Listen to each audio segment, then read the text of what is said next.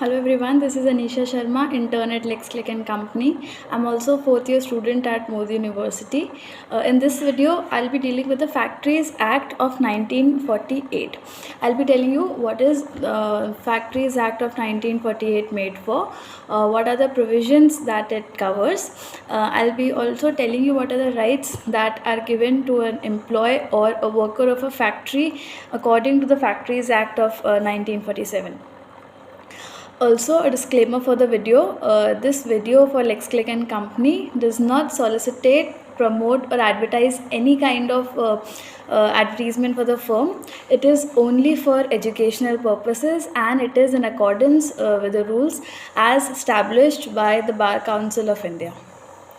Coming on the video, the Factories Act of 1948, the applicability of the act. So, any premises where 10 or more persons with the aid of power or 20 or more workers are working, where the industry is without the aid of power, and they should be working for 12 months precedent in any wherein any manufacturing process is being carried out.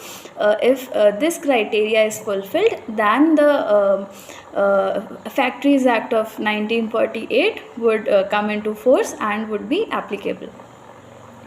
According to section 11 to 20 of the act, the employer is entrusted with the responsibility to perform or to provide for the following requirements to the employees.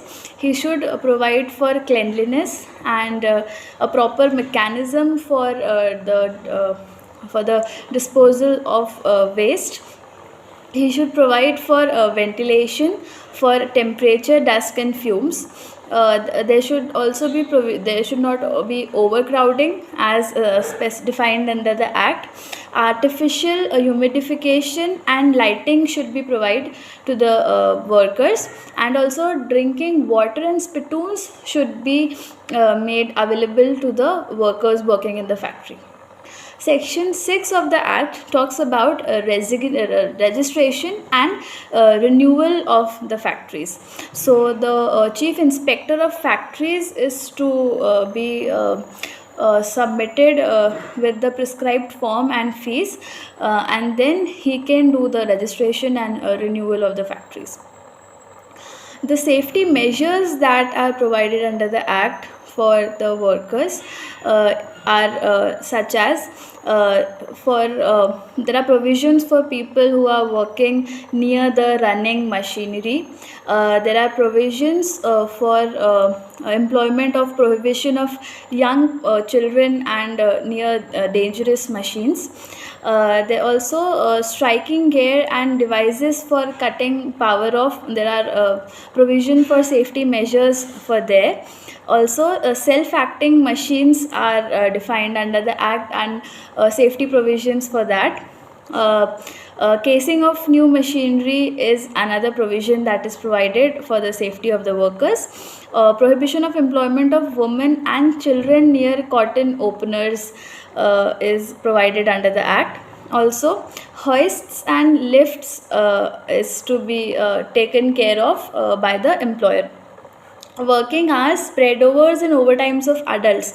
These are the provisions that are dealt under section 51, 54, 56, 59 and section 60 of the Act.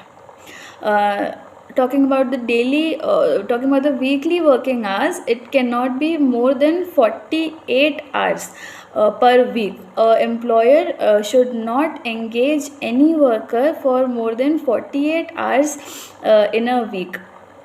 Daily hours should not be more than 9 hours per day. Also, intervals for rest should be provided for at least half an hour in each working day. Spread over for not more than 10 hours should be provided. Also, overlapping shifts should be prohibited. Extra wages for overtime should be given, and restrictions on employments of women after 8 a.m. Before 8 a.m. and beyond 9 p.m. is provided under the Act. Also, certain welfare measures such as washing facilities should be provided for the workers, facility for storing and drying their clothes, facilities for sitting, first aids, and canteen if there is employment of more than 250 workers in the factory is there. Thank you.